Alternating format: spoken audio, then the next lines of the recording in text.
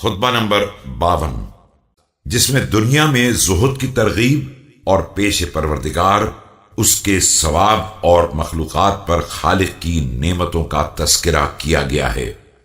बिस्मिल्लाहिर्रहमानिर्रहीम। जुहद की तरगीब।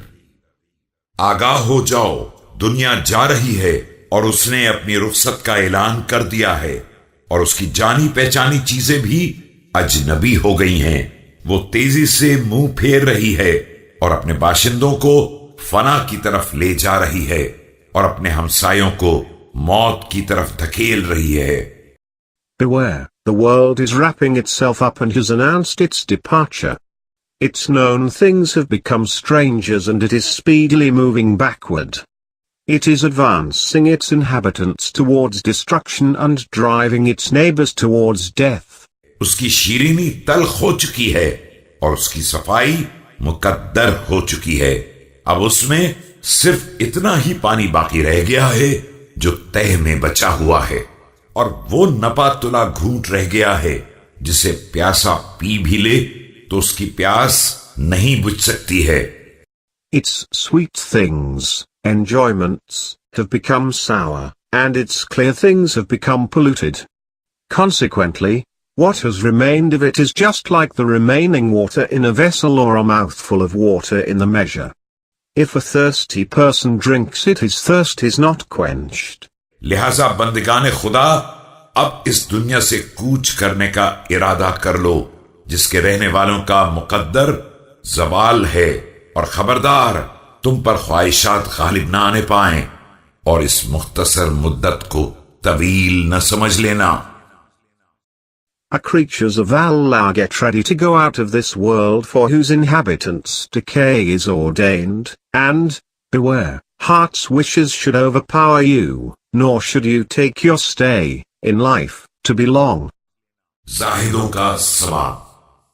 खुदा की कसम, अगर तुम उन ऊंटनियों की तरह भी फरियाद करो जिनका बच्चा गुम हो गया हो, और उन कबूतरों की तरह नालाओ फुगा करो जो अपने झुंड से अलग हो गए हों, और उन राहिबों की तरह भी गिरिया और फरियाद करो जो अपने घर बार को छोड़ चुके हों, और माल और औलाद को छोड़कर कुर्बत खुदा की तलाश में निकल पड़ो ताकि उसकी बारगाह में दरजात बुलंद हो जाएं, या वो गुनाह माफ हो जाएं जो उसके दफ्तर में सब्त हो गए हैं और फरिश्तों ने उन्हें महफूज कर लिया है। तो भी ये सब उस सवाब से कम होगा जिसकी मैं तुम्हारे बारे में उम्मीद रखता हूं, या जिस अजाब का तुम्हारे बारे में खौफ रखता हूं। By Allah, if you cry like the she-camel that has lost its young one, call out like the cooing of pigeons, make noise like devoted recluses, and turn to Allah, leaving your wealth and children as a means to secure His nearness and high position with Him, or the forgiveness of sins, which have been covered by His books and recorded by His angels, it would be less than His reward that I expect for you, or His retribution that I fear about you.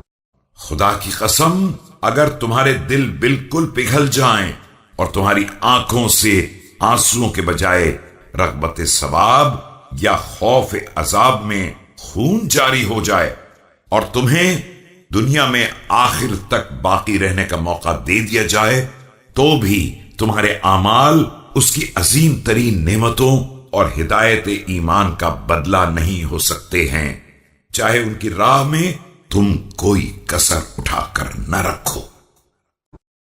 By Allah, if your hearts melt down thoroughly and your eyes shed tears of blood either in hope for Him or for fear from Him, and you are also allowed to live in this world all the time that it lasts even, then your actions cannot pay for His great bounties over you and His having guided you towards faith.